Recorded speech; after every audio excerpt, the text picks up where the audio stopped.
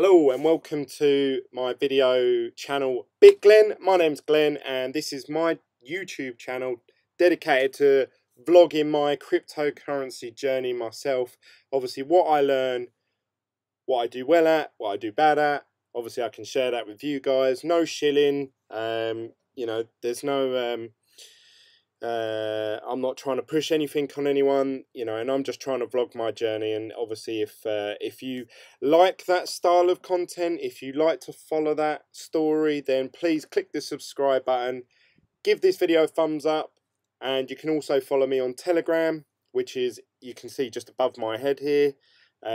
This is our group chat that we have with me and my team Glen supporters. We all sort of group together and give our different opinions on different topics in cryptocurrency, and obviously I invite you to join that. The link for that is just below the video, which is this one here. Join my team Glen.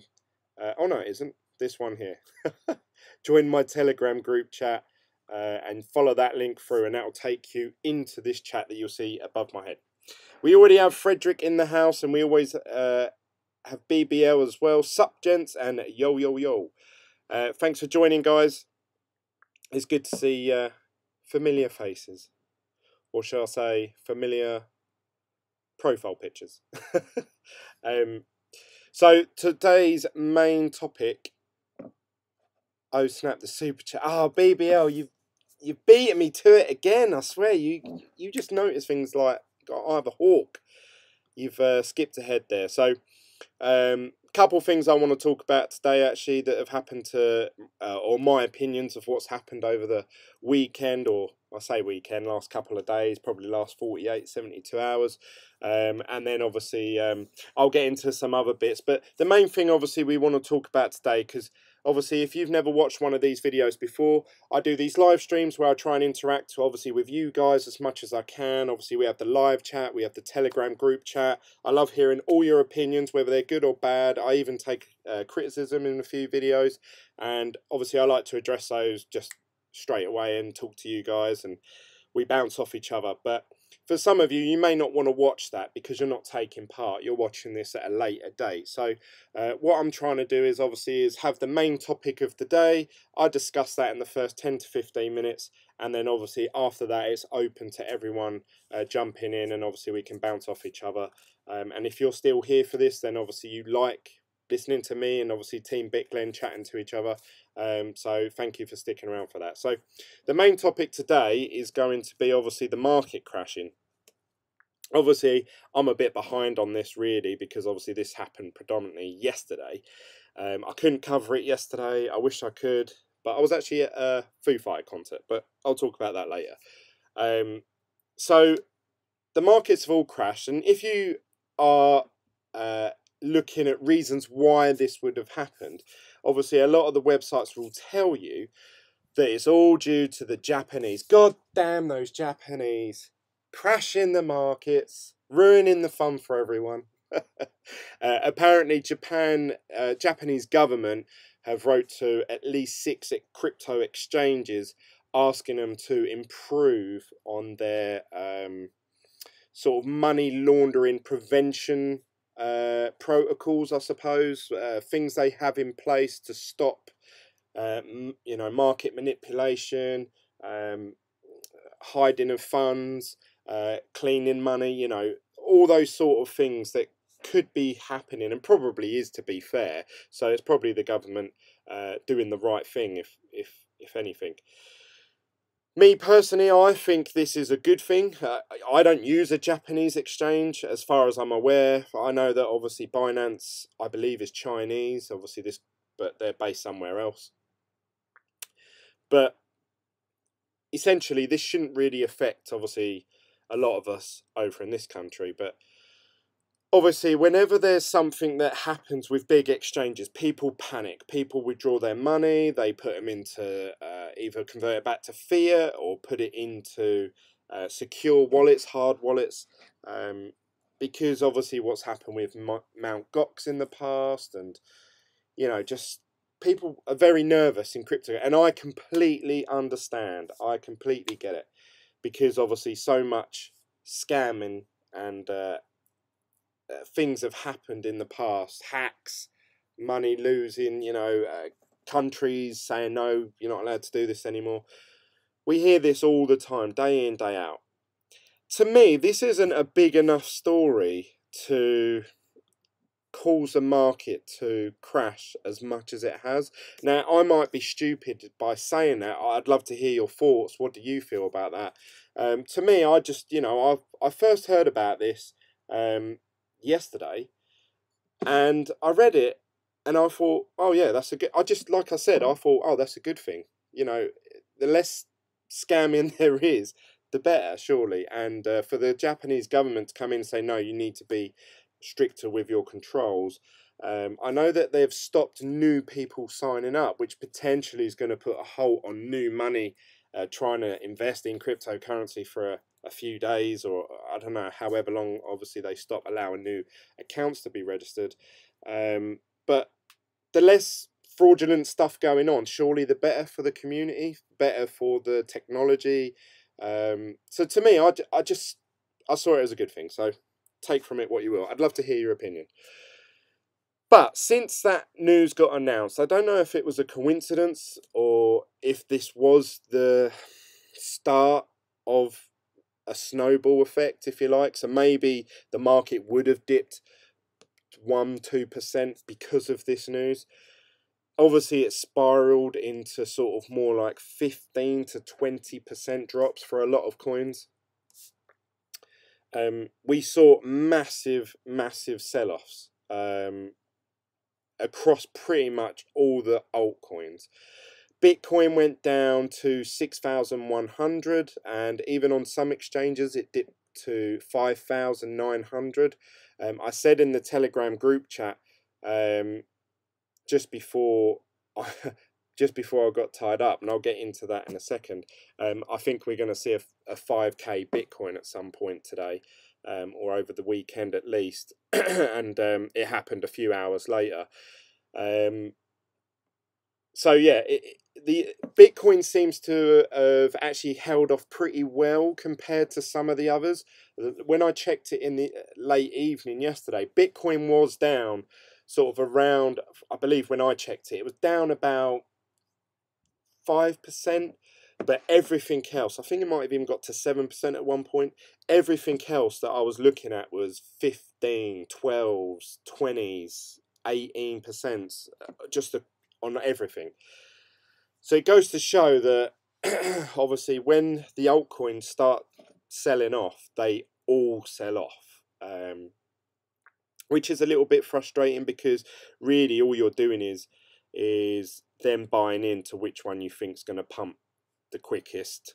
But obviously you need to cash out when it pumps, because if one of them goes down, they all seem to go down. So Bitcoin, I actually thought was going to hold off the better.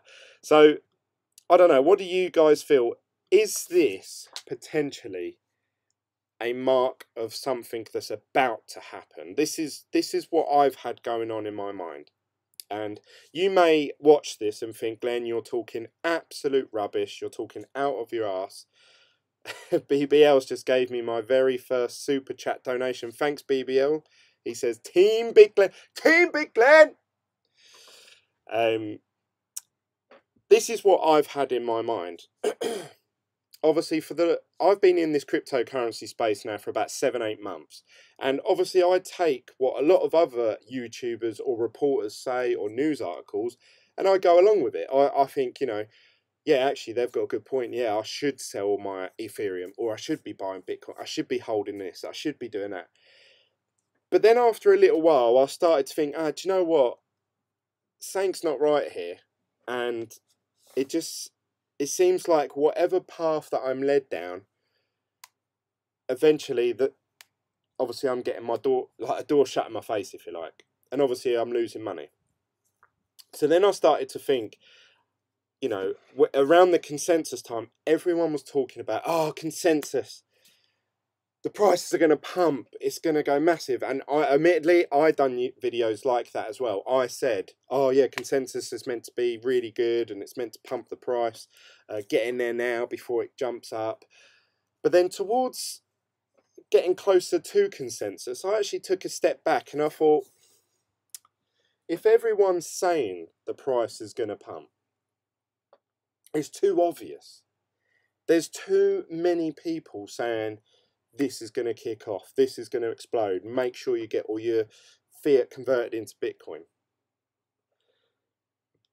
And it made me think, actually, I need to take a step back from this, because it seems too clear, it seems too obvious that it's not going to happen. I don't know.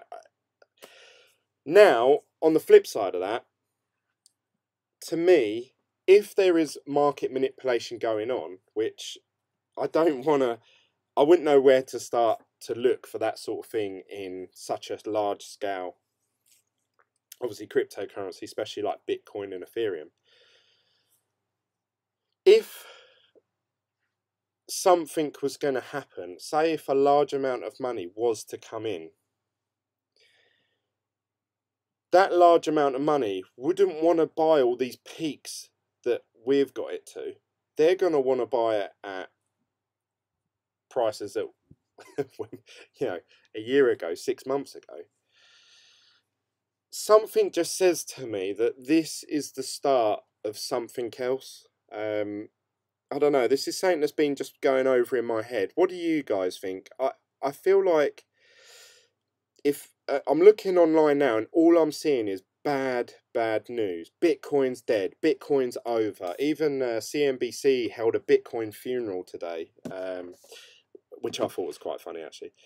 And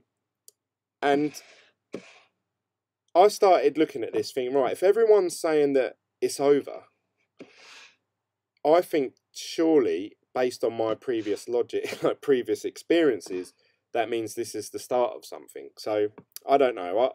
I got a feeling for it. It actually got around to... This is a really poor story as well. I was running really late to go see the Foo Fighters in the Olympic Stadium in London yesterday. Awesome show. First concert I've ever been to. And I actually went over to Binance and I actually watched... before I tell that story, actually, I started watching this YouTube video. So I actually messaged Ivan on Tech, or I sent a tweet out tagging both of these in it. I haven't had any response. Obviously, I'm not big enough for them. But they've been talking in this video, and this was published back in February. So bearing in mind, this is a good 3.5, 4 months old. And Richard Hart is essentially saying, look, all my life, or through my cryptocurrency journey, I've been saying hodl, hodl, hodl, hodl all the time. And I'm like, Bitcoin's the future. Bitcoin's the only one. Bitcoin's the truth. Da da da da da da da da da. And he was saying, at first he was one of the first people to say Ethereum's a scam, Ethereum's this, Ethereum's rubbish, blah blah blah. And I'm not agreeing with his statement there because I don't know enough about it. But he's obviously a very intelligent guy, really deep into the cryptocurrency world. And he was saying he actually lost loads of money because he was walking around saying, look, don't invest in Ripple, don't invest in Ethereum, just keep Bitcoin. Obviously, Bitcoin's gone up, say, 3 times in price, 4 times in price, or whatever in the last year. But Ethereum, if you go back a year, has gone up 10 times in price, or 20 times in price, or Ripple's gone up 1,000 times. So he's like, I actually lost loads of money doing that technique. He said all the people that did invest in Ethereum obviously worth a lot more now. So what he's saying is he should have gone with what he thought wasn't the best technical, most moral right thing to do, but actually should have just followed his instinct for money, I suppose. Anyway, I'm not suggesting that we should all promote scams that we believe are scams, because that's not something I'll be doing here on this channel, but he made a good point that Bitcoin tends to run in patterns of 2-year bear cycle, which we've discussed on this channel before. 2-year bear cycles, and then obviously a massive bubble at the end, like a massive pump, and then obviously a drop down to a level that's higher than where it was before. So just for example's sake, if something was worth $10 for 2 years, it would pump up say it goes up to $200, but then it comes back down to $50. It's still at a higher level than what it was back before the pump, but generally you see this massive spike. Now he says in this video quite passionately, look, I'm sick of this. I'm sick of doing the same thing. I keep holding on to Bitcoin. It does have these massive pumps, but then I don't sell it, and then it goes back down to worth only whatever. You know, and he's saying like, now I am actually, he's actually launching his own ERC20 token on the Ethereum blockchain. So I don't know, take from it what you will, but well, I thought it was really interesting, and he was being very really negative actually about Bitcoin, and I actually appreciate that, because it's very easy to in a cryptocurrency environment, and for someone like me, obviously being a personality, say on YouTube, and for cryptocurrency, it would make more sense to me. It make better financial sense to me if I was to be very pro cryptocurrency. If I was to say, "Oh, Bitcoin's going back up. Keep buying the dip. Keep buying the dip." But even though I was thinking in the back of my mind, "Nah, don't. It's going to keep going down from here." But obviously it makes sense for me, because that's what a lot of people want to hear. People want to hear that. So they're going to tune in and listen to you for longer, and they're going to subscribe, and they're going to like, and they're going to share. So I suppose obviously you've got to do what you think is right, or morally, or what you think is best thing financially. So anyway, I'm getting off topic here a bit. But anyway, he was discussing this, and obviously he was saying, you know, are we in for a 2-year bear cycle? Now, when he says this, obviously it seems a little bit absurd, because it's only like a few weeks to a month after the massive sell-off from sort of Bitcoin being worth 20,000. Remember that sort of obviously happened, well, I remember it happened Christmas Eve. And then from there onwards, obviously, it went down. So you're talking sort of the first week, mid-January, something like that. Now, this video was posted 4th of February. So you're talking 2 weeks after. He's basically saying to people, look, I think we're going to head into another 2-year bear market. And he's saying, if that is the case, you know, I'm fed up of holding on to Bitcoin. I might as well invest in these pump and dump shit coins for 2 years, where they're going to keep chasing each other and going up, and then just buy Bitcoin in a year and a half's time. You know, that's what I assume he was trying to imply.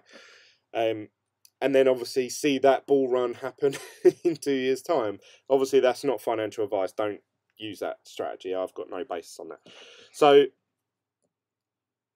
obviously now watching that video, me watching it on the, what are we on, the 23rd of June, obviously 4 months from when he said that, we're still in a bear market.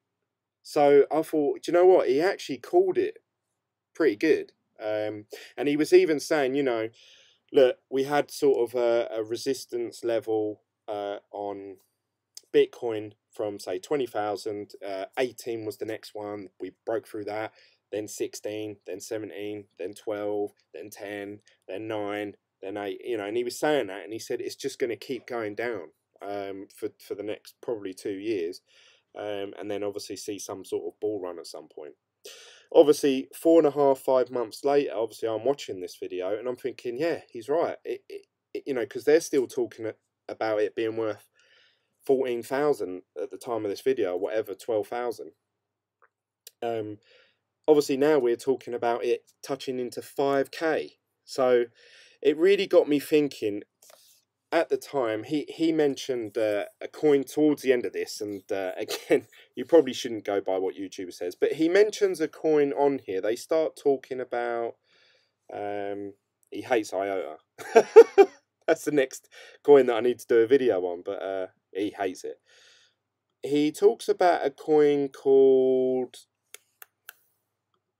I'm just looking at all their comments to see if someone comments on it.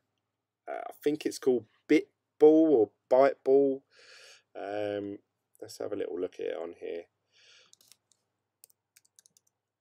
Oh, Bitcoin, sorry. He mentions Bitcoin and say, well, actually, Bitcoin is a pretty good project and the actual cryptography in it's pretty good. And I looked at it and I thought, yeah, that's well, it looks to me, it looks like a pump and dump. But saying that, obviously, if I know it's a pump and dump, he's saying it's got good sort of tech behind it. I've looked at the price. I'm like, oh yeah, it's a very low cap coin, very cheap price. You could buy a lot of them. It's available on Binance, so I thought, right, you know, I've got funds in Binance. Now, I actually went over to Binance, and as you guys know, I obviously at the beginning of this year, or sort of probably March time, I said to you guys, what coins should I buy in my portfolio? And I sort of bought $25, $30 worth of different coins that you guys recommended. I started to sell these off, and I thought I'm going to convert them back into Bitcoin, and then I'm going to convert Bitcoin into Bitcoin, and I'm going to hold some Bitcoin and the rest in just normal Bitcoin. Obviously, I'm waiting for my next payout from Hashflare. I'll get into that in a second. So anyway, this started happening. So I started doing the trades, and as you guys know, sometimes orders go through instantly, sometimes they take a little while, and then I was doing that, and I was going back, I was refreshing them, cancelling them, doing them again, stuff like that. And in that time, I thought, shit, I need to print my tickets off for Foo Fighters. You can see that. Foo Fighters. So then I actually came out of it, and I thought, right, I'll come back to this in a second. Next thing I know, my wife and kids are asking me to do something. Then I've gone indoors, then I've come back. Then my mate rang me up and he said, right, I'm on my way to pick you up. I was like, yeah.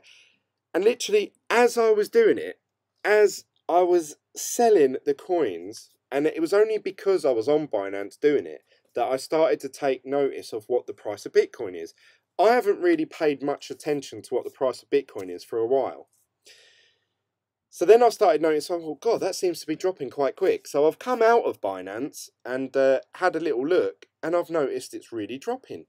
And then I noticed everything's dropping. I'm like, hang on a minute, I'm selling my altcoins that I don't care about at all, but I've held on to them for months and months. And the fucking hour, literally within the hour that I was going to go and sell them, they're all crashing. They're all worth 15% less than what they were just before when my wife called me to do something. So I've come back and I'm like, oh my God. I'm like, well, Bitcoin's only gone down 4 or 5%. The rest have dropped 12 to 15. At the time, it was like 12%. I'm like, they've dropped more than Bitcoin has. So this technically, to me, is a bad point in time to be exchanging for Bitcoin, because obviously I'm losing out on sort of 10% worth. But then I thought, oh, but do you know what? What's the point? Blah, blah, blah. And I thought, oh, Bitcoin's crashing. Anyway, by this time, my friends picked me up and we've gone to Foo Fighters. So now I'm on Binance on my phone. And I'm there. He goes, what are you doing? I said, oh, I'm trying to transfer all my funds over to into Bitcoin. He said, oh, why is that? And I just said, oh, but then I've noticed the price dropping. I'm like, oh, fuck. Then my battery went dead. I thought, oh, bollocks. Oh, well, do you know what? I'm at my very first concert at Foo Fighters. I can't be worrying about the price of Bitcoin and stuff like that. So, obviously, I was there till 1 in the morning. I've put my phone on charge, not checked anything until this morning. And I was like, ah, everything's down 20%. I was like, fuck. So I thought, what are the chances? If I'd done it the day before or whatever, but anyway, there you go. So doing this video today, I thought, right, I'm going to do a video talking about the markets obviously crashing. Obviously, I've come out here, and as you can see, the markets are starting to pick back up a bit again. Not huge amounts, but things seem to be going up 1 to 2% in the last 24 hours and about 1% in the last hour. So is this a sign that overnight tonight and maybe even Sunday could actually be a green day rather than a red day, which would be awesome. But everything seems to be heading back up again. As you can see here, lots of green. So I'm gonna wait until at a point where I feel like the percentages of gain are sort of overtaking the percentages of Bitcoin, if you see what I mean. I hope that makes sense. So just for example's sake, you can see here Tron is worth, it's gone up almost 4% in the last 24 hours, where Bitcoin has only gone up 2.5%. So therefore, Tron has gained 2% over Bitcoin if I was to exchange my Tron to Bitcoin. I hope that makes sense, and I hope I'm doing it right. So I was thinking, oh, I might as well just hold on until I see some green, and the green to overtake the green on the Bitcoin, because I know they all go up and down together now.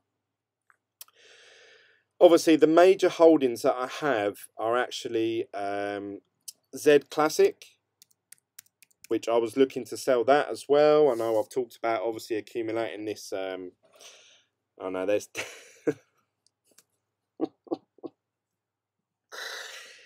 they're down more than any other coin. Awesome. Awesome trading, Glenn.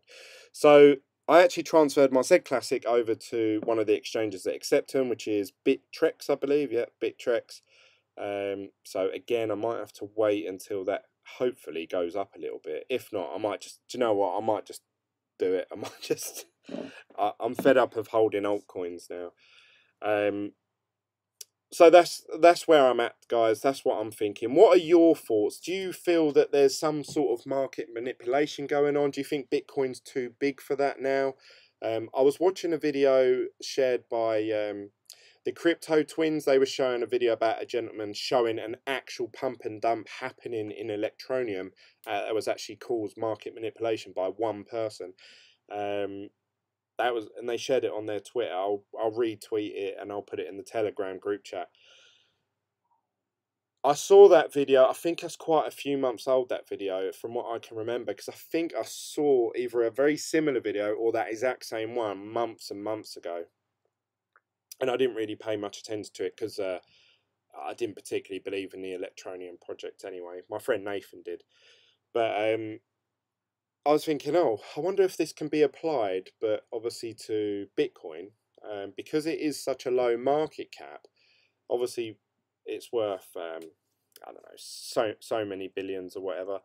It would only take a few millionaires to group together and say, "Yeah, look, should we pump this thing?" You know, but obviously we have to do it in a clever way. We can't just make it very obvious. I don't know. I don't know. I don't know. Even when I'm saying it to you guys now, to me it sounds crazy in my head. But obviously, I suppose there's two sides to this. Either there's market manipulation going on, and we're going to see some sort of big wave come in because these prices are now actually really low. We can see now Bitcoin's actually gone up 2%. And now it's gone up to 2.01. So there seems to be an incline going on right now as we speak. So, yeah, that could be happening, and I feel that there's some sort of wave coming.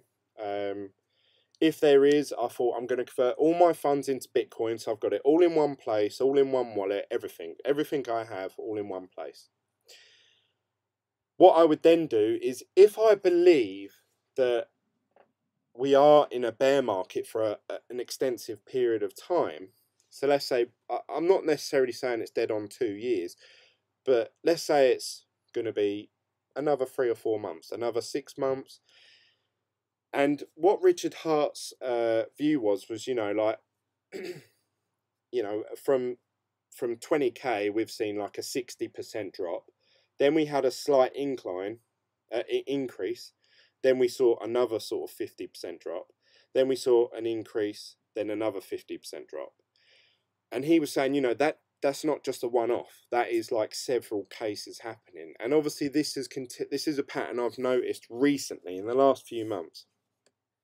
Obviously I've seen the price go from 8.5k, 8k, 8.5k, 8k, 8.5k, down to 7.5k. Then 8, 7.5, 8, 7.5, 7, 7.5, 7. This is the pattern I seem to be seeing in my mind, and I keep seeing the same memes of Bitcoin jumping between 7.5 and 8k and all that sort of stuff, and it's all good to have a little laugh about, but that's what I was thinking, you know, like, is this going to keep happening? We joke about, obviously, or not joke, but like say, oh yeah, Bitcoin's going to hit 6k. It probably is. we may see an increase in the next few days, week, 2 weeks. And it may go all the way back up to 6,700, might go up to 7K. And that's what I'm hoping will happen. I'm going to try and buy Bitcoin at this price of 6.1, wait for it to go back up to 7K, then sell it. I'll sell it for fiat and I'll just sit there and I'll just wait. And when I see, 5.9 again, then I'll buy back in again. And then when it goes back up again, I'll sell. And then, now I'm not talking about day trading as such, like from one day to next. I'm talking about waiting for these big, like I would say yesterday. Yesterday was a big drop off. Like when I see 15% losses in one day, that's when I'm thinking, right, boom, that's the time to buy back in. And then I'll ride it out. I'll ride it out for weeks. And then obviously when that price goes up and I've made, it goes up $500 or $700, gone up 10%, whatever, sell. Then I'll buy back in low again. So I don't know. That's something that I've been thinking about in the last 24 hours. What do you guys think? What are your thoughts? I'll go through the live chat in a second, see what the guys are saying. If you're watching this video later, please comment down below or join me in the Telegram group chat and give me your thoughts. If you think this is a terrible idea, then let me know. If you think that this is a good idea and you've done it in the past and had success with it, then please let me know. I want to hear everyone's thoughts. I'm not one-sided. I don't think my way is the best way. I'm not very trying to shove anything down anyone's throat. Something that, another point I wanted to bring up that Richard Hart sort of touched on as well. Ivan on Tech was saying, technical analysis doesn't work. Technical analysis is rubbish. It's just people guessing. And I actually share the thoughts of Ivan on Tech on that. I sort of agree with him. But Richard Hart comes back with a good reply. He says, yeah, if there's massive amounts of people and there's different news things coming out and new technologies being released and stuff like that, the price can go up and down and no one can predict that. But he was saying with cryptocurrency, everyone's looking at the same fucking chart. Everyone's looking at this. And he was saying there's, everyone's in on it. Everyone is looking at that chart. So if the technical analysis suggests that the price over a long period of time, I'm not saying like on a day-to-day basis, but if it suggests or looks like or a repetitive pattern that the price is going to go up a bit, guess what? So are 50 other thousand people all looking at the same chart, all thinking the same thing. And guess what? That's when they set their bots to buy and sell and trade and stuff like that. Therefore causing that pump in the first place. And then obviously people like me, we're behind. We see it hours later. We're like, oh, Bitcoin's gone up 5% today. Oh, I better buy in, because we're behind, obviously as the average Joe, as I keep referring to. So I do sort of agree with him on that sentiment that even though you may think technical analysis is rubbish, it is probably the instigator for things happening because the graph is telling lots of people the same thing. So I don't know. What are your thoughts on that? I'd love to hear your thoughts. Obviously, the bad side to this is obviously hash flare or cloud mining or just mining in general is pretty dog shit at the minute. Unless you're sort of mining an altcoin, a shitcoin, if you like to call them. Obviously, a lot of them have gone down in value massively. If you mine Bitcoin, it's not too bad because it's only dropping in small increments. But altcoins has taken quite a big hit. I laugh, and it's not that I'm laughing at you. It's like I'm laughing all together. We're all sort of like, I don't want people to think, oh, Glenn, you're taking the mick out of me losing money. That's not what I'm trying to do. So anyway, that's my thoughts on the market. Please let me know what you think. Let's catch up with Team BitGlen and see what they're all saying. Frederick says, fast today. Hey, BBL. Dean says, easy. BBL said, oh, snap. Super chat is up. Yes, so this is a story that I wanted to cover, actually. I finally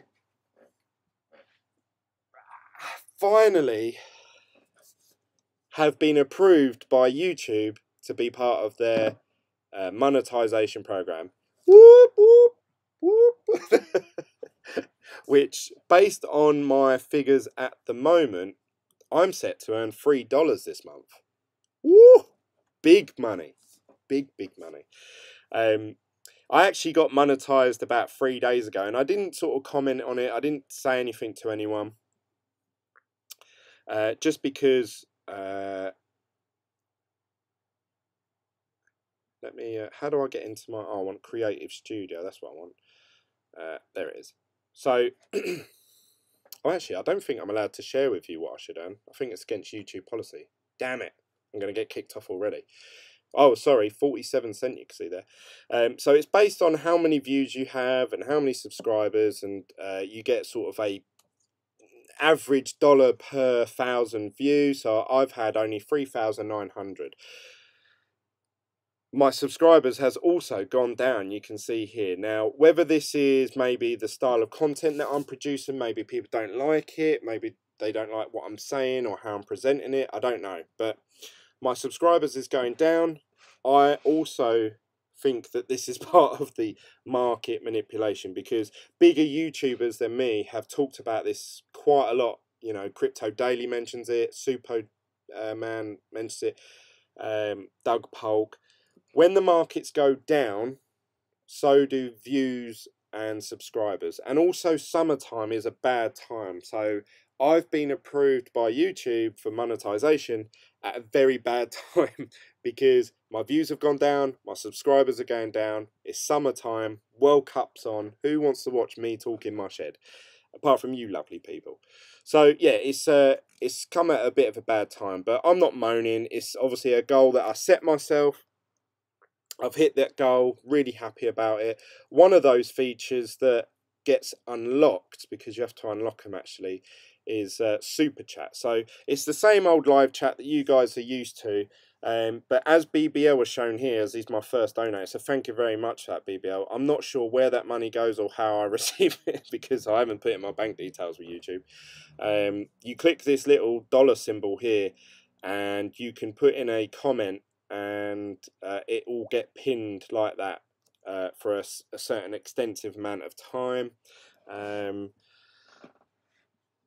I think that's how it works. And yeah, so thank you very much for that. It's up to you guys. I'm not going to ram that down your guys' throat. If you want to donate anything, then obviously I will be much appreciated, but you don't have to if you don't want to, so don't worry about that. PJ says, what did I miss? You missed me, of course. You always miss me. Russell says, yay. The Wicked Jester says, it can only get better from here, right? PJ, so when can the miner come in for the cave? Mining cave, no miner. Yes, I would love to get a mining rig set up. I'm pretty sure I'm going to go down the GPU route. It's just, it is money. I could use obviously the money that I have in cryptocurrency to cash out and buy a miner and just start mining. But I don't know. I really don't know, guys. It's come out of a bit of a bad time. Later on in the year that I should have obviously a bit more money, and obviously I'll be able to buy mining equipment, as well as finish off this shed, as well as upgrading the RAM on my computer, as well as loads of other stuff that I want. So I don't know. It's always trying to find a balancing act. Russell said, I said something the other night. It is not over, but there is going to be big problem for alts. Miners. You said the same thing about 3 months ago. Is that aimed at me, PJ, or Russell? Russell said, too many shitcoins, PJ. Russell says, EOS, what the fuck? Yeah, so EOS has had a bit of a bad time, actually. Whether they've brought it on themselves is another thing. The EOS platform apparently blocked 27 members for no apparent reason, and it just goes to show that that is a centralized blockchain as it stands at the moment, because these block producers can all vote, and if they all agree, they can shut anyone down at any time.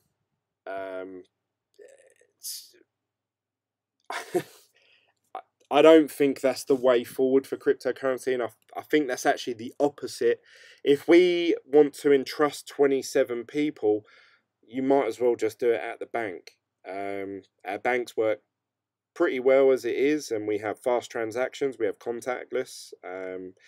There's a lot of regulation behind it. EOS has none of that, and it can at will block people. So we've seen a lot of bad news coming out for EOS, and rightly so. I think what's going on is very suspect to me. Their price has dropped from $10 down to $8.50. Even though all the rest are going up in the last 24 hours, EOS has continued to decline. So will this be a trend going forward? Will this be something that, as we see this coin progress and obviously the mainnet launch continue, will it improve? Will it get better? Will people forget and then start to believe in what it can do and what it can achieve? Will it go back up again? I don't know. But yeah, I actually sold all of my EOS yesterday when I told you that story about the trying to cash everything in for Bitcoin. So I don't actually hold any EOS at all. Actually, I don't hold half the altcoins that I did yesterday. I think I've only got Bitcoin, Binance Coin. Obviously, I've still got my Z Classic because that was in another wallet. I had to send it to the exchange. That took ages, and I was waiting for the pending transaction to go through. I wish that went through now, because when I was looking at it, it was about $10.50. Now it's worth $8 or something. So yeah, thanks for that, Foo Fighters, motherfuckers. Dean said this time last year it was 2,800-ish, and now it's 6,100. Oh yeah, I'm not saying that. I'm not trying to be negative on Bitcoin and say that you know, it's, even if it went down to 3,000, it's still worth more than what it was last year. But obviously, the mentality at the moment, the sort of messages you get online is just hold, just hold, just hold, just hold. Why would you want to just hold something that is continuously either going down from this point in time onwards? It's going down, a downward trend. So I don't know. I still want to. My goal is to accumulate more Bitcoin. Don't get this wrong. I'm not looking to buy and sell Bitcoin to make money. I want to buy and sell Bitcoin to accumulate more Bitcoin, because I still believe that we are at some point going to have this bull run again. That's my belief. So I still want to chase that dream of owning one whole Bitcoin. So obviously I'm going to use this technique or this tactic that I've been thinking about the last sort of 24 hours. I haven't watched something that said, you know, oh, you should do this. This is just something that I've been thinking about. That's why I'm asking. I'd love to hear your guys' thoughts, because it may be the most stupidest thing that I've come out with. I don't know. It's actually dipped back down now to only gaining 1 point, or just under 2%. Ethereum's pulling ahead a bit. Litecoin's also not doing too good, $83. I remember reading an article the other day about, will Litecoin dip below $100 for the first time in whatever, 8 months, 9 months, I can't remember how long it was. And now it's looking like it's going to hit below $80. We'll see what happens tomorrow. Sunday's not normally kind to cryptocurrency, so here's hoping. We'll see what happens tomorrow. Russell said, tried to warn you. BBL says, blockchain is the future and fiat currencies is dying. Invest in the tech. I agree with you there. Dean says, if USDT goes up, Bitcoin will drop. Keep Z Classic. You will get free Bitcoin Anonymous in September. I've been thinking about this. I do need to think about this more, actually. I don't know. I'm not sure. I've sort of just lost all faith in altcoins at the moment. I'm feeling very negative about altcoins and very positive about Bitcoin. I want to continue my goal that I set out originally of obviously accumulating more Bitcoin. The trouble is, obviously, getting involved in cryptocurrency, there's so many sides to it. You got mining, you got altcoins, obviously the original Bitcoin, hardware mining, day trading, swing selling. There's so many different aspects of how do you get to where you want to be, or just literally just keep buying Bitcoin, just keep putting in when it dips like this, right, I've got 100 fiat money, British pounds, I'm going to buy a bit more, and then I'm going to buy a bit more next week, I'll buy more, and I don't know, I've got a feeling, I don't know, actually, I'm not going to say what I was just about to say, but something that does worry me, actually, is this USDT. A lot of people saying about this conspiracy about they've been manipulating the price of Bitcoin, and they haven't actually got the funds in the bank. They haven't actually declared any official audit yet, but they paid apparently some retired FBI executive to check their accounts, and they confirmed that USDT did have money in the bank. But then I was reading a report from... No, actually, I was watching that video about Richard Hart again. Sorry to keep blowing his trumpet, but he was talking about, or this might have been another one of his videos. He was saying about USD Tether. He was saying, yeah, they probably have got $1 per token. You go to the bank though and actually say, right, we'd like to withdraw, $2.6 billion. And they're going to say, well, why are you doing that? Right, well, if you're going to keep doing that, then we're going to close your account down. And apparently they've gone from bank to bank to bank, and no one wants that sort of style of business. So even if they have got the funds, it's hard for them to back it up with something because they have to keep closing the bank account and then setting up a new one with someone else. So yeah, that's a tricky one. I don't know how that's going to play out, USDT. I've always tried to stay clear of it because it's something that I don't like the look of. I just think I don't understand the need for it because you can send your money back over to Coinbase and just convert it into US dollar. Why do I need USDT when I could just convert it to US dollar? I know a lot of people on exchanges use it because they can't have that option on, say, their cryptocurrency exchange, and it's easier just to convert it into USDT. Therefore, the price is always $1. So when things like this happen, when it dips, put it into USDT, your money stays the same, then buy back in at the dip. So I get that, but for the sake of sending it over to something like Coinbase where you can cash it out, it's just, I don't know. I just feel that that'd be the safer option. But anyway, that's my opinion. Russell said, it's happening. There is few planning stuff. Russell Bailey, what's the plan, he's saying. So tell us, Russell, what is the plan? What's going to happen? Dean says, Hacken looked into the market manipulation. They say 80% of trading is odd looking. I agree with that. It does. Big money is easing in right now. I heard 8K that high. The next higher swing trading. Got 2 more buy orders left in this drop to wreck the miners. A $500 drop will cause some coins and ICOs to collapse.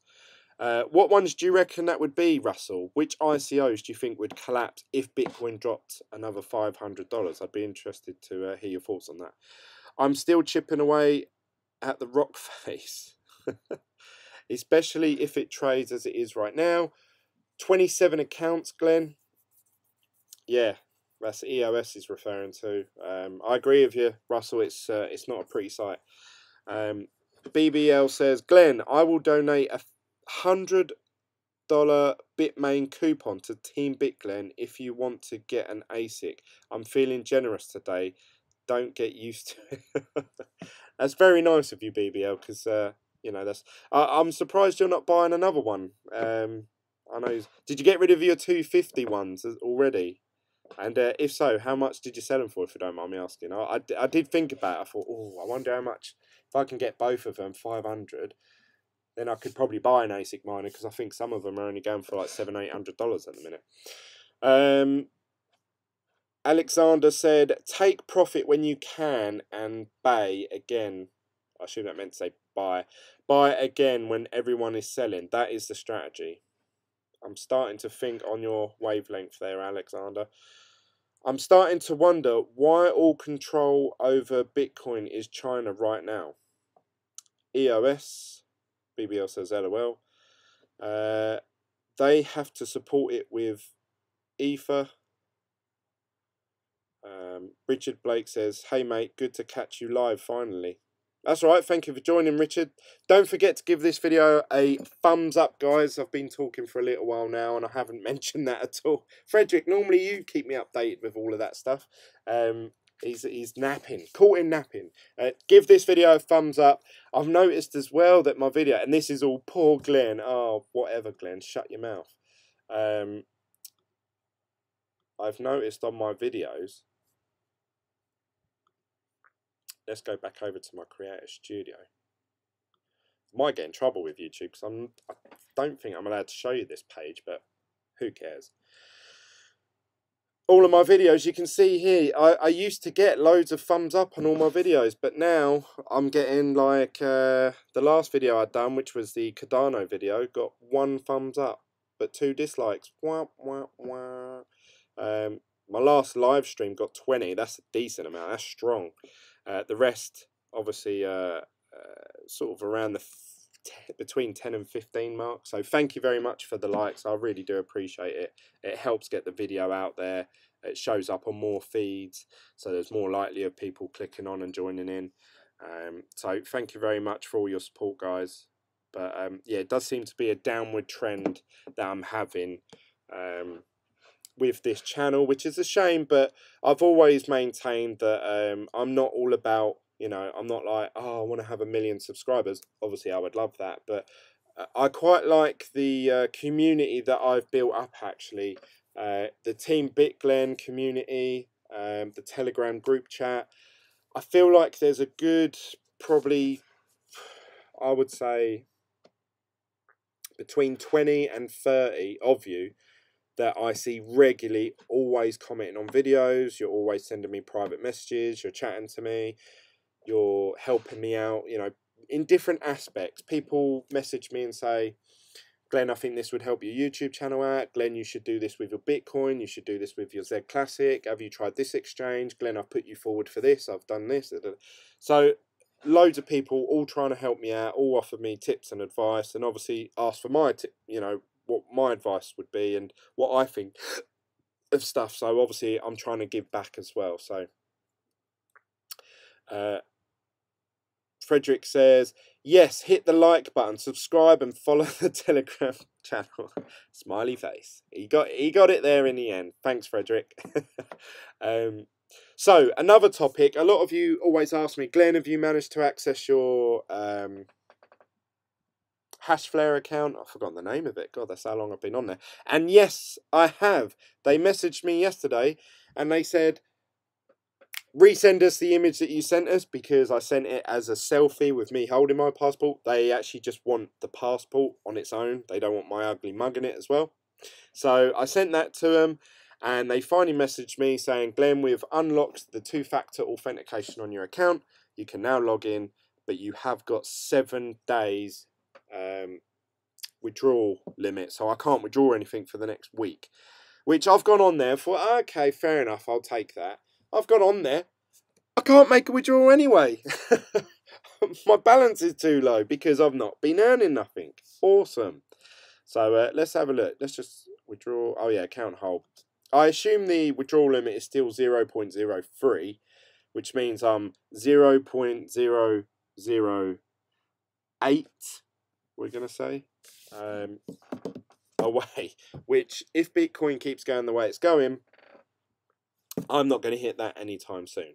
Now, I do wonder, actually, with all this bad news that's coming out about Bitcoin, and obviously the price is so low, which means that for some people, or a lot of people, mining Bitcoin is going to become very unpopular and unprofitable.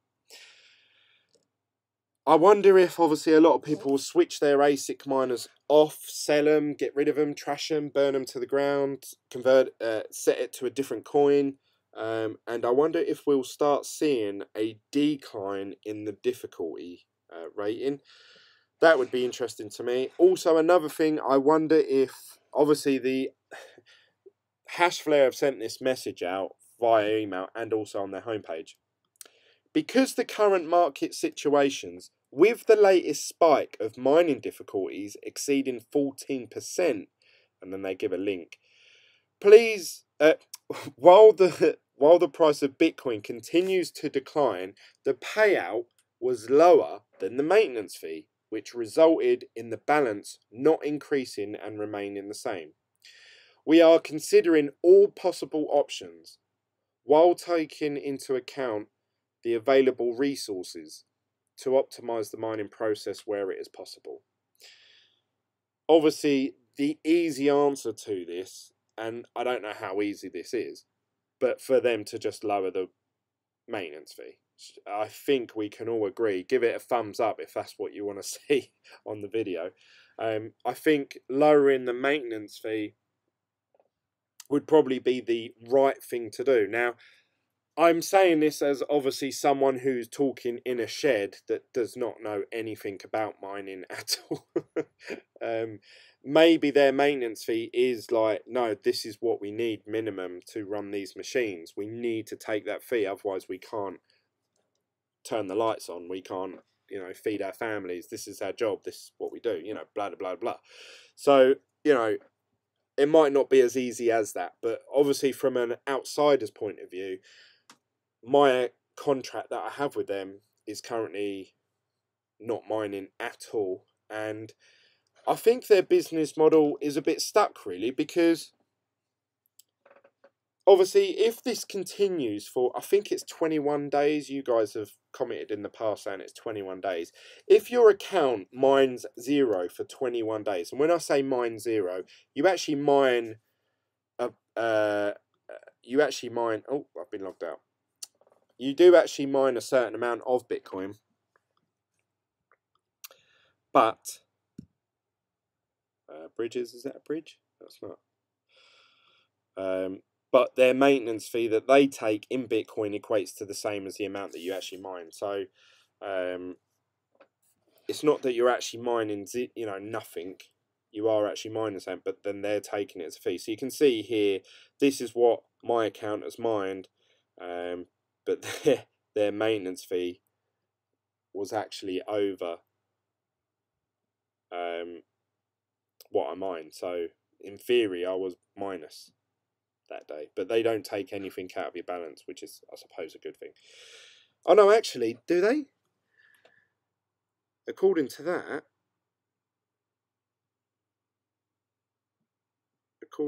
they are, aren't they? That's my balance there, 23125. So they've added that in, and it's gone down. Oh no, because the amount that's left over is always the same. That's what I'm left with after they take their fee. So they're not actually go away, Doug Pulp.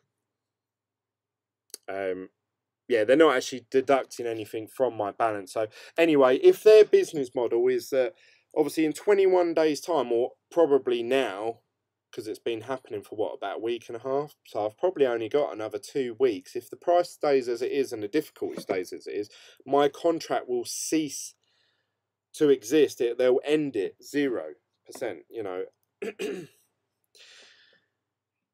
Obviously, for someone new coming into the space, I think through the Hashflare website, it still shows us out of stock. Yeah, it does.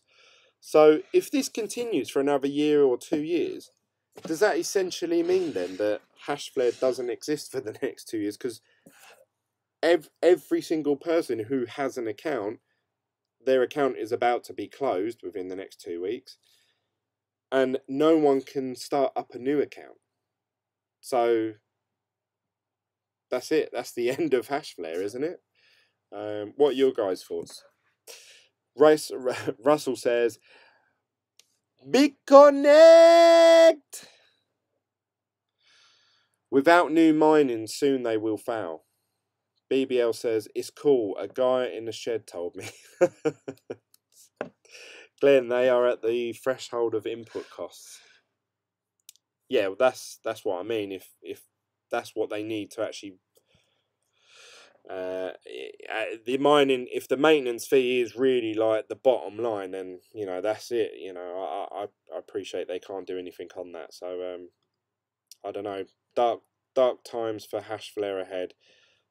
Potentially, if Bitcoin keeps its current trend of declining, which really makes me think that obviously cloud mining in general, and probably mining Bitcoin, is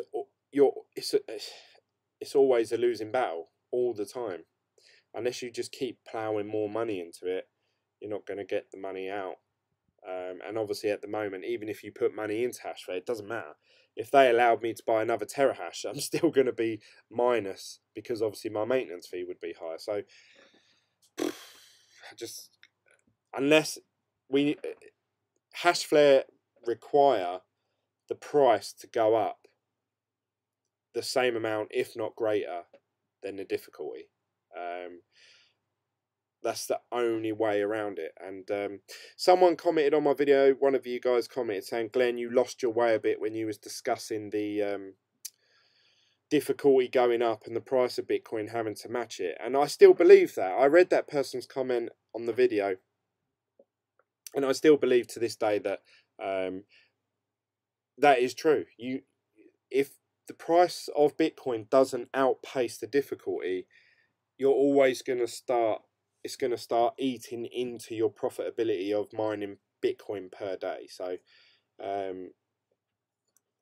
yeah, it seems like it's tough times ahead for cloud mining in general, I believe, for the next year and a half. And I'm not going to invest anything else in any sort of cloud mining service. Obviously, if the price of Bitcoin did shoot up massively, I'm still not going to invest, because, yeah, if Bitcoin went up to $75,000 tomorrow, there's no guarantee that it's going to stay that. Give it 3-4 months, you know, and it drops back down to, let's say it's still a higher level than what it is today. Let's say it dropped back down to 10k. Obviously, the difficulty will be high at that point, higher than where it is now, and I'll be sitting in the same position. So I won't be investing any more money into any cloud mining contracts or services for the foreseeable future. I feel the way forward is mining yourself, mining whatever coin's the most profitable on the day, and then converting it into Bitcoin that day. So I don't know. BBL says, mine your own, gives you the choice and options, coins, algorithms, power, etc. And I know BBL obviously is quite a big advocate of mining, and he's got quite a decent mining operation going. So I think you've done the right thing. You went down the right path. I went down the quick, easy route path, the the lazy boy route. I went down the cloud mine. Yeah, I don't need no fucking machines in my house. I don't need no ASIC miners blowing hot air into my house. Boom! I'll do it all online. But now, obviously, it's come back to slap me in the face. So, obviously, I wish the original investment that I had, if I'd started my crypto, if you're watching this video and you're new to cryptocurrency, this is what I would have told Glenn back in November. Glenn, don't invest in Hashflare. Don't invest in Envian. Go buy some GPUs. Go buy a rig. Set one up yourself. You'll get tons of views, tons of subscribers. It's really popular. You'll learn a load about the algorithms. set it up in the shed and just leave it running all year long. Just mine whatever coin. That's what I would have told myself if I could go back 8 months. And I also would have, if I could tell myself, I bought my Bitcoin around, I think it was about this sort of level, 6,000 to 7,000, and obviously I saw the rise to 20,000. I rode that wave. Obviously, I wish I sold. I still thought that Bitcoin would go up to 25k, and then I would have sold. And I've said that in my videos. I've got a vlog of that. I thought Bitcoin would hit 25k, and then I thought it would stagnate for a while and maybe even drop, then go back up to 50k at some point. Obviously, I've been completely wrong. So that's another thing I would tell myself. I would have said sell at, even if it was 16k, sell at 16k, give it 2 months, just sit back and wait, just sit back and wait. Even though people may say, oh, it's going to keep going up, it's going to keep going up, I'll just sit back and wait, and I'd wait for the day that it dips 50%, 40%, 60%, then I'd buy back in. And if I would tell that to myself, JMS says, thought it would keep going too. Yeah, it's a bit disappointing. But I don't know. Obviously, we're all part of a bubble, and I'm not being negative on Bitcoin. I'm not saying like this is me over, this is me done of cryptocurrency. I don't mean that in the slightest way possible. I still believe in my heart of hearts that I don't think Bitcoin, and I've said this for so long, I want to reiterate this again, and I want to try and say it in the clearest way possible. I do not believe that Bitcoin will take over our fiat industry as it is now.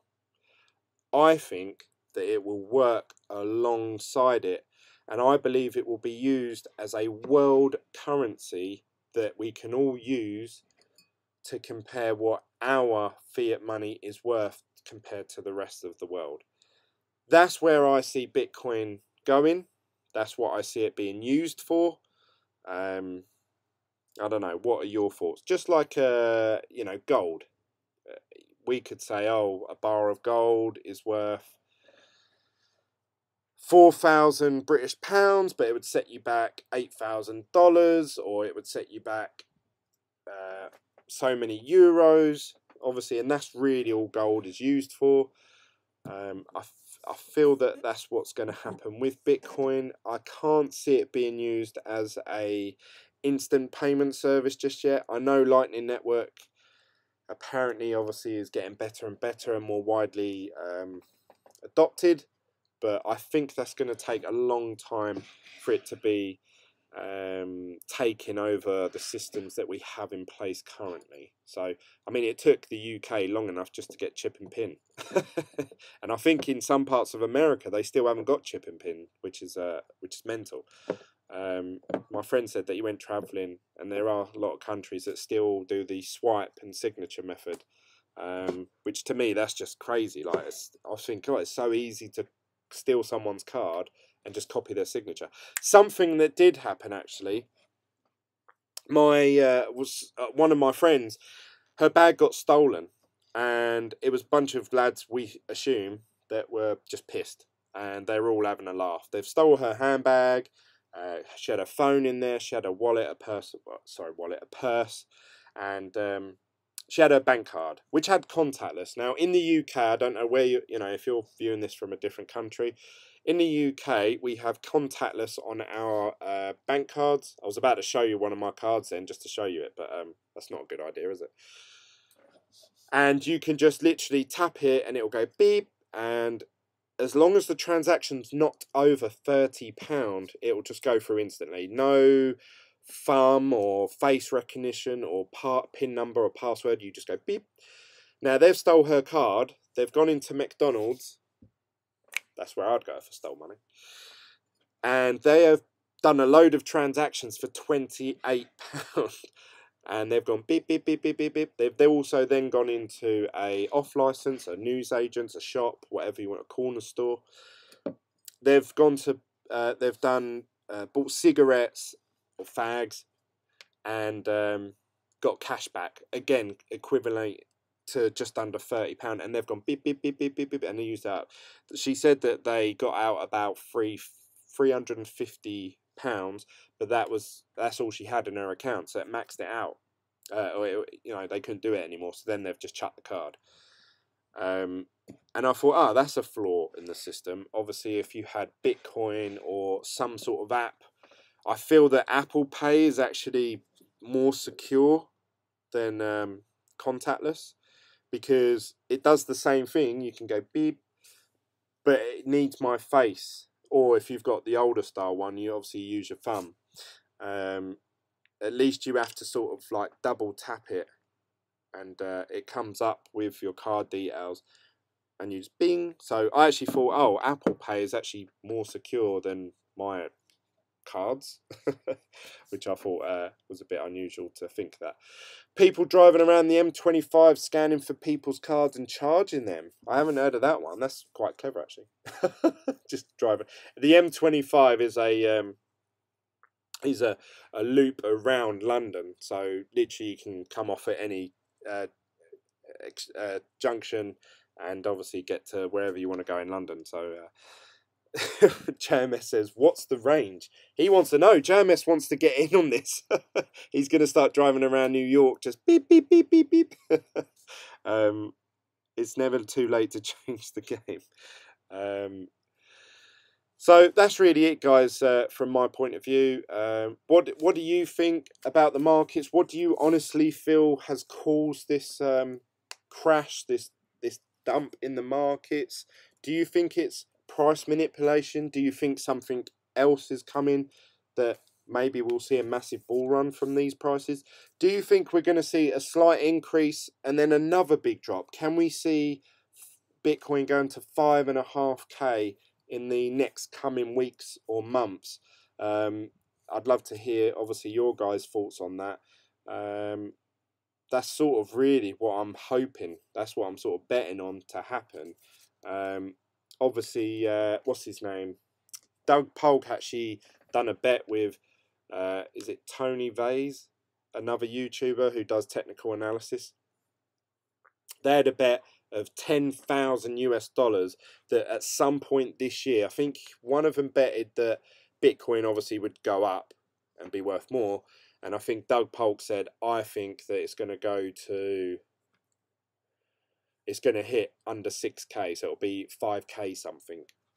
And today, officially, obviously, it went to 5,900. So technically, I think Doug Polk, I'm not sure, either Doug Polk or Tony Vase, one of them won. And he said, what about double or nothing with 3K? So, obviously,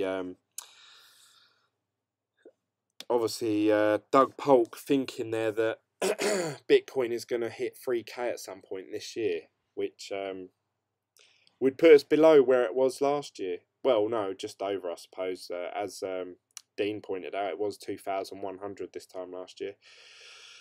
I think because McAfee is in the hospital. Yeah, apparently, I don't know if you guys saw this. This is an insane story. Just John McAfee ceases to shock and surprise me. Apparently, he's had an assassination attempt on his life, and someone put either a chemical or something in his drink, and it's put him in hospital. Obviously, I joke about and I laugh, I suppose, but that's my way of dealing with things. I sort of laugh things off a lot. Yes, John McAfee's enemies tried to kill him, and I think, God, who's after this guy? Like, he walks around with loads of security, guns, and everything like that, and now they're resorting to spiking his drink. This is him saying "fuck you" to the people that tried to kill him. He said, "You'll never kill me." This is him in bed, almost dead, in the hospital. So yeah, mental story. Oh God, a girl said $46,000 November 26th.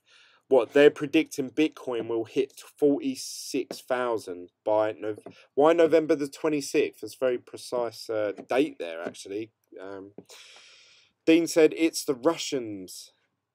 No a choice. I'm not too sure who's trying to kill him. And I don't know if I want to know.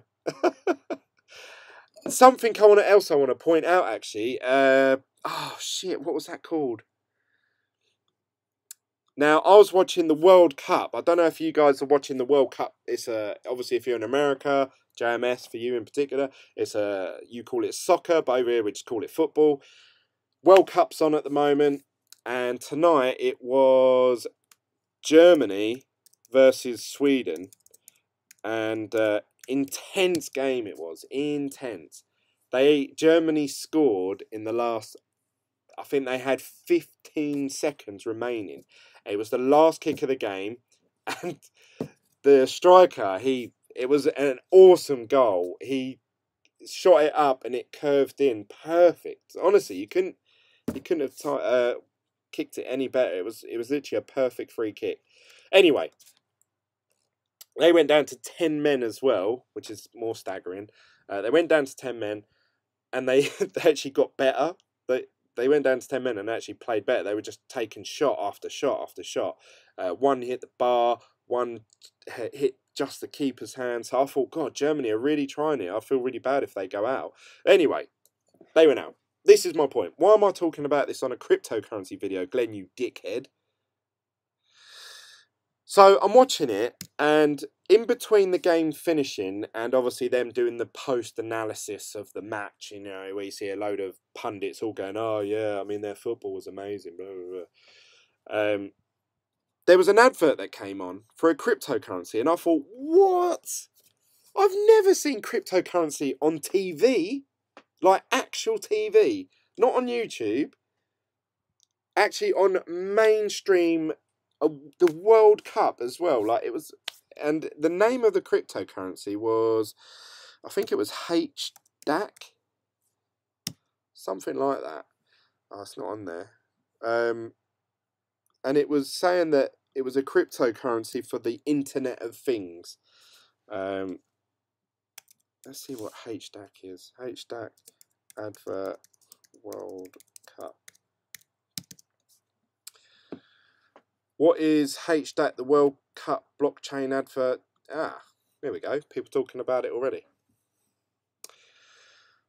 What is HDAC, the World Cup blockchain advert? Yeah, that was it. And I only noticed it because they used the word blockchain. And I thought, prime time TV, mid-World Cup, and some advert is mentioning blockchain? What the fuck?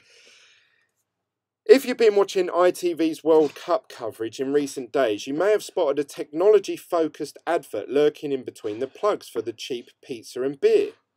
The advert from South Korea company HDAC shows off potential capabilities of blockchain technology, the hot topic dominating news headlines for the past months. But how much of the advert actually makes sense? We take a look at the HDAC's advert. And that is true, because soon as I heard the word blockchain, instantly I was paying attention. I think normally during the adverts I check my phone and stuff. So I thought, right, I'm paying attention to this. And I didn't know what it was. It was just a load of devices. Let's watch it. Let's see if have they posted the video here. Let's see if I can find it on YouTube. We'll watch it together. This video's been going on for quite a while, actually. I thought I'll only come out here for 45 minutes. HDAC advert.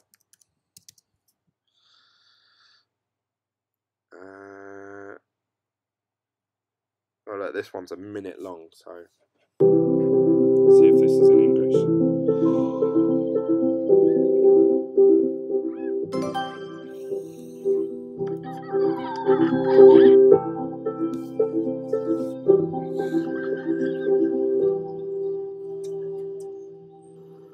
They've left! Yes, they've left! I used exactly 3.461 watts!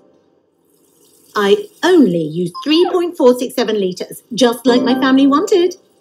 I just calculated gas usage of 8 hours, 4 minutes, 2 seconds! I used exactly 18.976 liters. They're back. Oops.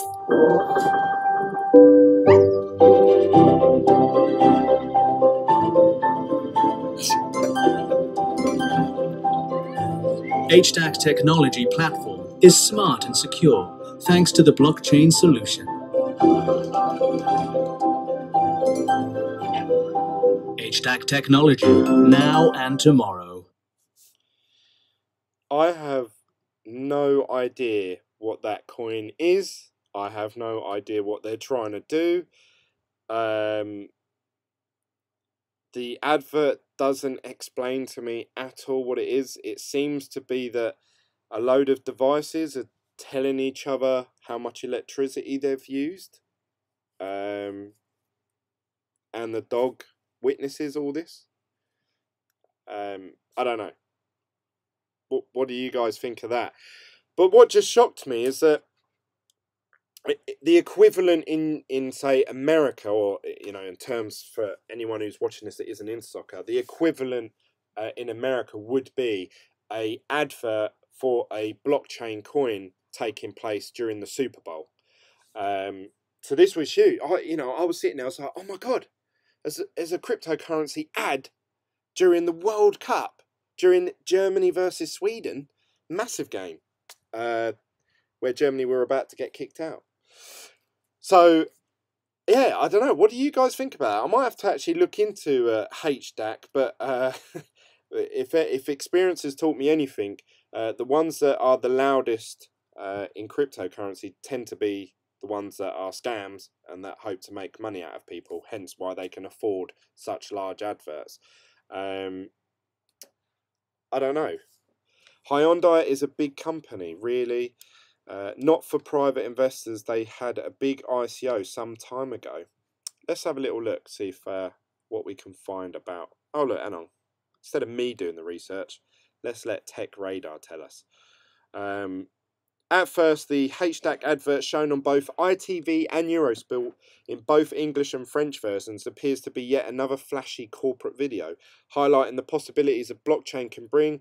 It shows a family home where many of the appliances were able to talk to each other and operate using the magic of blockchain. A child chooses her next outfit in a virtual wardrobe, blah, blah, blah, blah. Home security, video calling.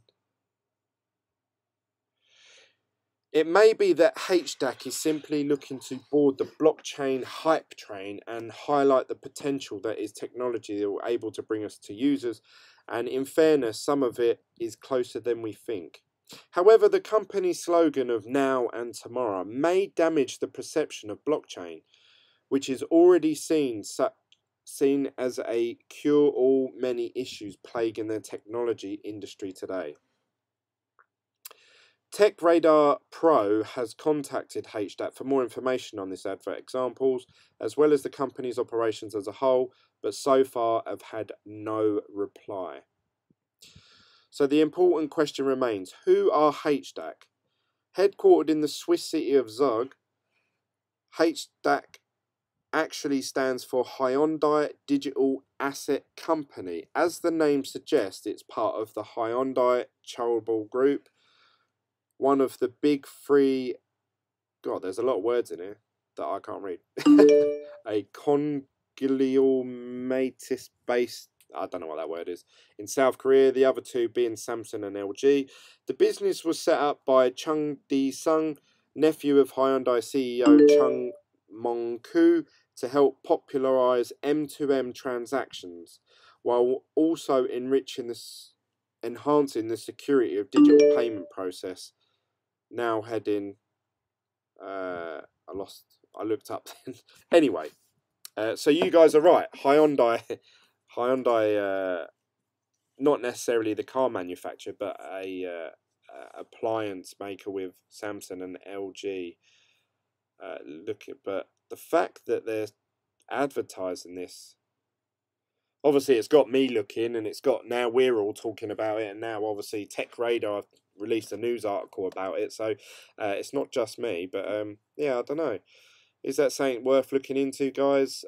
Obviously it's looking to become a bit of a what was the one I did on video on? Was it Cardano or IOTA? About obviously machines that are able to pay themselves or handle microtransactions. So, you know, obviously the examples they're using there is the fridge paid for its electricity by itself, not me as a consumer with an electricity contract. So there's a few of these going about. HDAC isn't the first, but they're the first ones to advertise during the World Cup. Dean grunts at you've got to pay some extra crypto to open the door. Let me see where I've missed out on. BBL says Hyundai is a big company, not for private investors. They had a big ICO some time ago, like Samsung. What if your front door crashes and you can't get in? I'm keeping keys. JMS says using that ICO money to pay for the World Cup commercials. Well, yeah, that's the first thing that come into my head. I thought, oh, I wonder if they've had an ICO, and I wonder if they've literally just used that money, because the technology that they're promoting is already available. So they could just hard fork and say, right, we're doing an ICO for this new blockchain, raise X amount of money, and then they've just marketed it. Now, sadly, that is probably what it's going to take for a cryptocurrency to really take off, because I've said this many times before. You could have the best coin with the best team, the best project with the best skills in cryptography, coding.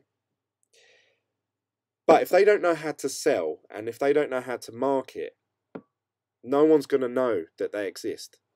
So if you get ones that come along and say, okay, right, well, we're going to copy your idea and we're going to shout from the rooftops, oh, buy our coin, buy our token, they're probably going to be really successful. So, yeah, I don't know if that advert will do them justice. I don't know.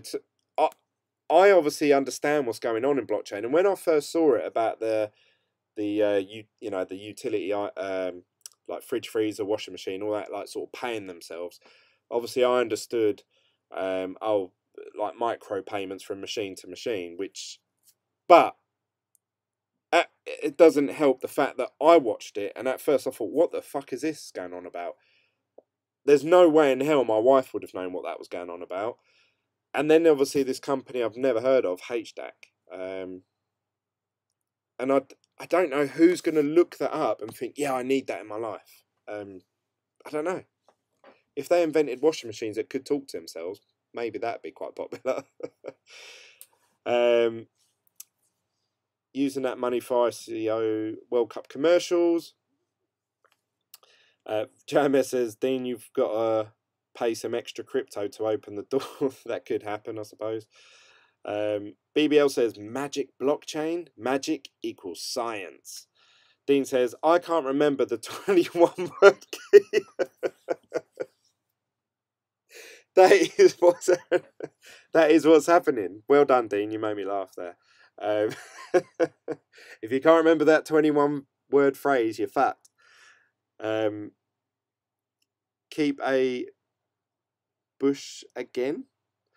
The Internet of Things IOTA coin it for. Yes, so I've started obviously doing research into IOTA, and obviously they're the biggest blockchain in terms of the coin market cap that are obviously trying to do this, the Internet of Things, where machines can do micro payments between themselves, which sounds awesome, and if it can be done, that I suppose it would be good. It's also scary at the same time if we're trusting machines to start doing stuff by themselves. But HDAC have got out in there, and they're advertising during the World Cup, so fair play to them. JMS says the average cost of a 30-second ad during the 2006 World Cup final was $129,000. In 2013, the average cost of a 30-second ad during the 2010 World Cup final was $389,000. This wasn't a World Cup final, but yeah, it was a World Cup game, obviously during a prime time as well. It was sort of like a Saturday night, and I think the game was on about, I'm going to say 7. So to me, that's like prime time. That's when everyone's sitting around watching it. That would have been aired across all the pubs, all the bars that are showing that football. Obviously, everyone's home. Yeah, massive audience there for them, for a company to start talking about blockchain. I thought that was really interesting, actually. Baby London joins in. Thanks for joining, mate. It's always good to hear your view. The saving grace for crypto is if a major app or platform integrates the technology into their suite. But we need working products. There isn't even a working dApp that's driving demand up with supply. He's right. He's got a good point. The Ethos wallet will help bring crypto to the masses. I feel like they need to rebrand. I wonder if Ethos will rebrand at some point. I don't think Ethos is like an app that rolls off the tongue, a name. I don't know. What do you guys think? But I am looking forward to doing that. And soon as that comes out, soon as the app is available, you will get a video review of me using that app for sure. So I am very eager to get hold of that app. I messaged them actually and said, look, how can I be a part of this app, like in the beta stages? And apparently you could have signed up to it ages ago. I've missed out on that window, and it's only available in certain countries, so I'd have to wait for a UK version to come over. But yeah, I am eager to get hold of that app and try it out, because that's the one thing that annoys me. I've got Z Classic in an Electroneum wallet, Bitcoin Private in a different Electroneum wallet. I've got some money in my Exodus. I've got some money on Binance. I've got some money on Kucoin. I've got some money on coinbase, all these different things. And if I, like Dean rightly pointed out, if I lose my private keys, my 20 or 12 word code, if I get a new phone and I lose my Google Authenticator app, all these different things going on, if I make a mistake on any one of them, I've lost that money, or I have to go through a lengthy process to try and access it again. So if just someone could do, you know, whoever brings out an app that can bring me tons of cryptocurrencies that I can buy, sell, and exchange quite easily in a very nice laid out way that I can sort of cash in and out for fiat money whenever I want. That's going to be killer. JMS says, you figured out your two-factor authentication. I didn't keep up with it after your phone broke. Yeah, I actually brought it up today. I've had to get a new phone, and I've had to contact Hashflare and say, you know, what's happened. They emailed back saying you need to send us your passport, your wallet address that you have attached in your account to receive your withdrawals, and you also need to put it in writing that you want us to remove your two-factor. So I did everything they said, but I sent a selfie of me with my passport, and they said, sorry, we can't accept this. It needs to be just the passport on its own. So I sent it again, and they accepted it. They accepted it a couple of days ago, and they've said you can access your account, but you can't make withdrawals for at least 7 days off the Hashflare website. I assume, obviously, to stop if I was a hacker changing it and then just quickly withdrawing everything. So I've got a few days to obviously reset up the two-factor authentication. You can see here that I've got access to my Hashflare account now. So anyway, thanks for asking. Yeah, I did get it sorted out finally. Luckily, Binance and Bittrex, you can have the option to do the two-factor authentication as a text message. So every time I log into Binance now, I can't use the Google Authenticator app. I have to use SMS. They send me the text. I have to put the code in, and then obviously I can access the account. So that's all right. I don't think there are any other issues. I haven't tried logging into Genesis Mining yet. I know that I need a two-factor authentication for them. I can't remember what the other ones were. But anyway, yes, thank you for asking. I have sorted that out. But it is a palaver. That took I came back from holiday about 2.5, 3 weeks ago. So it's taken that long to sort out, because obviously every time you email them, you're back at the queue again. You have to wait for them to reply and stuff like that.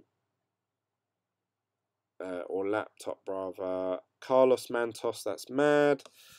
Baby London says, at BitGlen, I got in touch with a rep at Hashflare and they mentioned you could prematurely terminate your contract to withdraw funds or wait it out. I'm tempted to terminate and buy some cheap altcoins. I didn't know that was an option, to be honest, Baby London. Thank you for sharing that as well, because I know there's a lot of you guys, obviously, that watch my videos that have Hashflare accounts.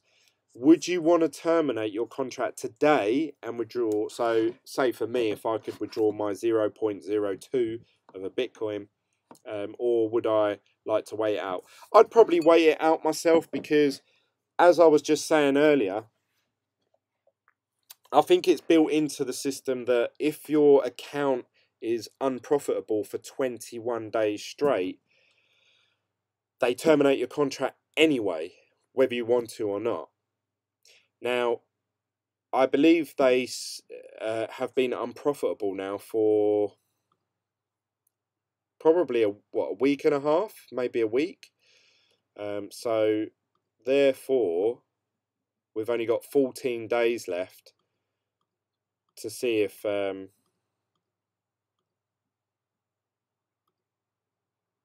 remaining to get keep our Hashflare contract. So you may find that in 2 weeks' time, you're going to lose your account anyway. But on the flip side of that, on the off chance that obviously Bitcoin does go up massively in price, or I say massively, back up to sort of 8K and above, if that does happen, then you're going to think, oh fuck, I wish I kept my Hashflare account going, because I've still got 6 to 7 months left on it, because obviously I was reinvesting every day for about 2 months, so my contract shouldn't really end until about January, February time. So obviously being in June, I've got about 6 to 8 months left of my contract, so I don't want to just end them now, because obviously Bitcoin could go up in price potentially in the next few weeks, and then everything could be hunky-dory, and then we could see a massive increase. Then you'll think, ah, fuck, I wish I just kept that going now. To me, I'm just going to keep that going there, and I'm going to keep that in that account until they either force me to leave or it's a substantial amount. But I'd love to hear your thoughts. Obviously, there's a lot of you out there that maybe have smaller contracts or even larger contracts that you just want to get out of right now. So JMS says they better fix their fees. Technically, it is still profitable. Well, we've been discussing this actually in length before you commented, JMS. I've said, you know, their whole business model with their maintenance fee, obviously everyone's contracts are going to come to an end in the next 2 weeks, I assume, which means they've got zero customer base, and they're also stopping new people join in. So unless Bitcoin goes up in price, that sort of outperforms the difficulty and makes it so people can mine in a profitable way, or they lower their maintenance fee, they're the only two options I can see getting people back into being profitable again. Will we see either one of those things? I don't know, but by the looks of things, Hashflare are going to have zero customers within the next fortnight. So, I don't know. Obviously, they're mining for themselves as well, so I'm sure they're not going to cry about it too much, but I don't know. What do you guys think? What do you guys think? That would be insane. Now they're stuck with thousands of devices. Well, they'll still mine for themselves, I assume, and obviously keep, because the maintenance fee they charge us, I'm sure, is what it costs them to mine Bitcoin plus profit. Obviously, otherwise there's no point in doing it. Obviously, if they're mining for themselves, then they would probably just hold on to the Bitcoin, I suppose, until it goes up in price, or convert it into something else. I don't know. I really don't know. I have no idea what their plans are or what they're thinking of doing. Obviously, they've got more data than anyone else in this matter. They're probably looking at it thinking, right, we're going to lose 100% of our customers in the next 2 weeks, and we're not taking on any new contracts either. So therefore, our old Hashflare business model would come to a complete end. And it's not like it's a Ponzi scheme, I suppose, because they're not cashing out, you know, on everyone. They've said if your contract comes to an end or we end it in any way, you can withdraw whatever balance you've got, which I think is really good. At least I know I've accumulated 0.02 Bitcoin, and I'm going to get that. Whether I do or not, obviously I'll let you guys know. I'll be vlogging the whole journey as I go along. But I was saying, JMS, you and me both started our sort of YouTube channels, or cryptocurrency, sorry. I know you've been doing YouTube videos for a while. Sort of roughly around the same time. You went down the hardware route. Obviously, I went down the cloud mining route. And I was saying, I wonder what you would say to yourself 7 months ago. What would you tell JMS back in sort of October time? I said I would tell myself to not invest at all into any cloud mining service, that'd be Envian and Hashflare, and I would have actually spent that money, which I believe is probably just under £2,000, for me anyway. Obviously I know you probably spent a bit more on your S9 at the time, but I'd say about 2,000 British pounds, which is probably about $2,500 US. I wish I'd probably bought some GPUs and mined myself, bit like obviously what you've realised and you're doing yourself now. So I'd love to hear your thoughts on what you think. And I feel like if Hashflare does come to an end, I would like to do a joint video with you, maybe where we do like a live chat where both of our viewers can sort of jump in and sort of discuss, really, because that would be a complete journey, cloud mining versus hardware mining, from start to finish. Obviously I know you've come away from like the ASIC miner side of it and more GPU based. I've come from cloud mining, wishing I'd got into GPU mining, so really we've sort of arrived at the same conclusion from my understanding. So I would love to maybe do a video with you discussing the ups and downs of that journey and what we've found along the way. Obviously for new people that might be looking to come into this space, because a lot of people obviously won't see my videos, they won't see your videos, and they're going to say, oh yeah, look, Genesis Mining or Hashflare or all these ICOs that are all offering mining. It'd be good to actually maybe do a video for them and say, look, this is what you need, you know, top 10 things you need to know before you invest in cloud mining or something like that. I don't know, it's something that has been playing on my mind for a little while now, but more so now that this Hashflare account looking like it's going to come to an end within the next couple of weeks if things keep staying the way they are.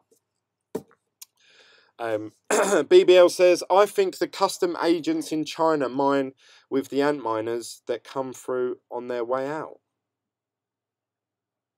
I might be getting tired, but I don't understand what that means, BBL. I think the custom agents in China mine with the ant miners that come through there. Oh, you mean you mean the custom officers? They're taking seeds of the ASIC miners as they come into the country and mine themselves. Well, I would if they were profitable. JMS says, I think what happened was actually good. I'm taking this all as a learning experience, but thinking about it now, Antminer was a bad idea. Wish I just went for 4K worth of GPUs rather than the S9s. I completely agree with you, and it's funny that you know, I've been talking about this in videos. You may have seen them, you might not. We've discussed this between me and obviously the team BitGlen. And there's some people out there that say, no, ASIC miners are still really profitable. I know even BBL, actually, you're quite a fan of ASIC miners. You've got miners that are mining Litecoin and Zcash and stuff like that. So this whole Bitcoin fiasco may not have stung you as bad as, say, JMS and obviously me with Hashflare, and also Envian. Don't forget them. Obviously Genesis Mining. So yeah, there's I feel like we both started the journey at the same time. We've both gone different ways, but we've come to the same conclusion. And you know, it's something that I've been saying for a while back now, that I think GPU, you need to have flexibility. If you have one machine that mines one thing, you've got a holy hope that that one thing doesn't crash, get hacked, get scammed, doesn't get shut down. Like if you're just, say, I don't know, I'm just picking on one, but say you're just mining Monero and that's the only thing that you can, or a privacy coin, and the government come out and say, right, we don't mine this cryptocurrency thing, but not, you know, these privacy coins. Let's say that something like that is going to happen. If you've got your whole business model based on just mining Monero, you're going to be like, fuck, why didn't I mine Ethereum or something? So yeah, I think flexibility is the key in cryptocurrency. So I feel like GPU mining actually offers that, because you can mine whatever. You can mine whatever coin, although you may not have as much power as the ASIC. Soon as that power becomes null and void, like the S9s to Bitcoin, you can say, oh, do you know what? Yeah, fuck that. I ain't mining Bitcoin anymore. I'm going to go and mine Zcash, or I'm going to mine Ravencoin, or Redcoin, or whatever, you know, fuck token, or whatever, whatever coin you want. And you've got that flexibility, and I think you need that in this space, in this market.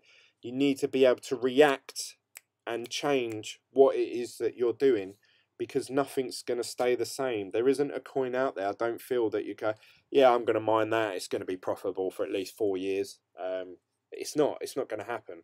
So yeah, I don't know, what are your thoughts on that? Back now, just making tea. Put one on for me, Russell.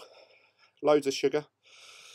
Dean says, I've got a rig GPU. I should put the CAS int coins and learn how to trade better. I hope I read that right.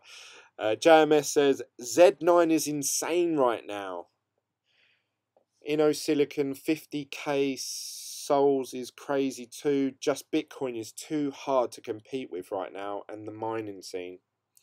BBL says, JMS vlogs, what if you bought your ASIC rigs used? BBL, rather it be new, but if the price is right, I'd jump on it. Like I say, I can't see there. I probably wouldn't touch an ASIC miner now, unless it was an ASIC miner that you can just quickly change what coin it mines. To me, I think long term wise, I think unless you can, when there was a period where you could go out, buy an S9 and it would pay for itself within, what was it, 60 days or something like that, 40 days, then yeah, because, do it, because as long as that market doesn't crash in that 1 month, then you're golden. But as we've seen, the S9s were so in demand, like ridiculous. The price was 4 times what they should have been. Well, it was. They were worth $3,500 to $4,000. Now they're worth about $700-800.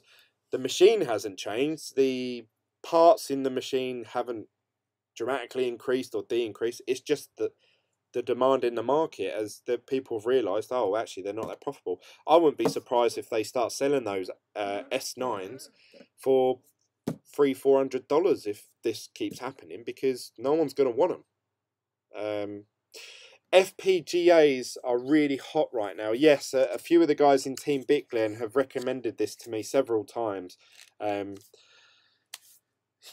wish I was in the space to spend, a decent chunk of money on getting a mining computer rig set up. And this is why I wish I never got involved in cloud mining, because I would have put that money towards something like that. But saying that, I wouldn't have bought an GA at the time, you know, back in November time, probably. I wish I'd got a, you know, GPU mining rig. They're really hot right now, hard to code, can't do it yourself unless you really know what you're doing. Minearity is offering FPGAs with full optimizations. Thinking about it. Dean says, all ASICs have been used from Bitmain. GPU with an FPGA booster's best for price. But FPGA is the best for reprogrammable. BBL says, Matt, over the technicals, if getting a good handle on them. This is definitely something that obviously I'm going to pursue more within the next coming months. I honestly believe that Bitcoin will rise again, and I still want to accumulate as much Bitcoin as possible. That is still my end goal, and I'm going to try my damn best to make that happen. So obviously, thank you for following me on this journey. I'm going to keep trying. I'm going to keep doing my best to inform you guys what's good, what's bad, what I find as long as... And that was the whole point of this channel, and I feel like I'm sort of getting there. You know, I feel like I'm finding my feet now. So thank you very much for that. If you're new to watching these videos, please click the subscribe button. If you watch this video all the way through, I believe it's about an hour and a half, almost 2 hours long. So this is a long ass video. Thank you for that. Don't forget to give this video a thumbs up, and I look forward to hearing or seeing you guys. What day is it tomorrow? Sunday? I'll probably do a video tomorrow night, and obviously we can discuss the markets. I'll be interested to see what's going to happen tomorrow with it being a Sunday. Normally Sundays are pretty bad for the market. You can see there that Bitcoin's dipped. It was up 2% when I started this video. Now it's only up 78%, so it's actually dropped almost 1.5%. And we can see a lot of the other altcoins are starting to go in the red again. So yeah, it looks, if obviously that continues through to tomorrow day, we're going to see some pretty cheap altcoins over the weekend. So yeah, it'd be interesting to see what they are. So I'll leave it there, guys. Have a good night, whatever you're up to in the world. I'll see you guys tomorrow. Peace out.